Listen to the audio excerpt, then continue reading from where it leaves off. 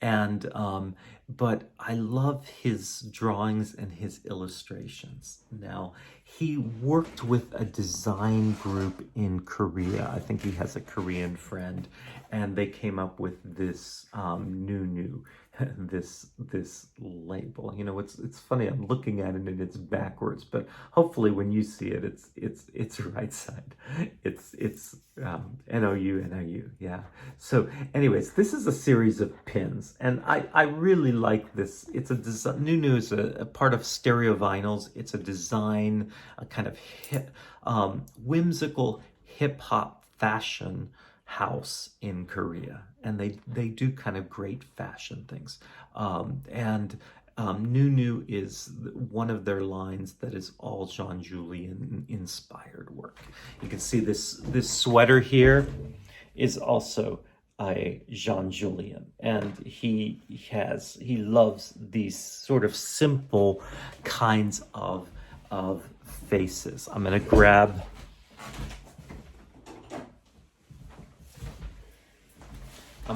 this coat of mine also, so you can see that this coat also has this same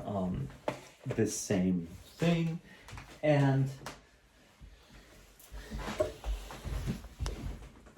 even the coat has a scarf that goes with it with this. It's quite fun when you have the scarf wrapped around you and with the hands. Yeah, the scarf has a hand on, you know, this part is kind of first functional, and then there's a hand on each end. So again, kind of whimsical, kind of fantastical. But if we look at what does this mean? Yeah, what do these faces mean? And I love this set of pins that I got. If I show them to you here you can see Jean Julien, and there are seven pins. Yeah. Now, what's great about it? Now, maybe if you can read the Korean, it'll all completely make sense to you. Yeah. But let's just break it apart as a language system. So one, you can just say, well, they're all faces. They're pretty simple. They all have these kinds of, you know, they all have two eyes, they have a nose, they have a mouth. And sometimes they, you know, this one has sunglasses on, you know, so there's something a little different. This one is a tear. This one's got a little bit of a mustache here also. And they're in colors. Yeah. So the language system is pretty simple, what they're made up of. We see each of these as a little character, yeah, and a character with a color and these features that we have, yeah. Now, 7. What else has 7? And someone, if you could read this, you would say, oh, 7, the week has 7. In Korean, this is Monday, Tuesday, Wednesday, Thursday, Friday, Saturday, Sunday. All right. Now, suddenly, as you look at this, you probably can understand the language system that Jean Julien has created with this piece. Sunday, or actually, sorry, this is Monday. Monday's sad. Tuesday, he's rather shocked looking.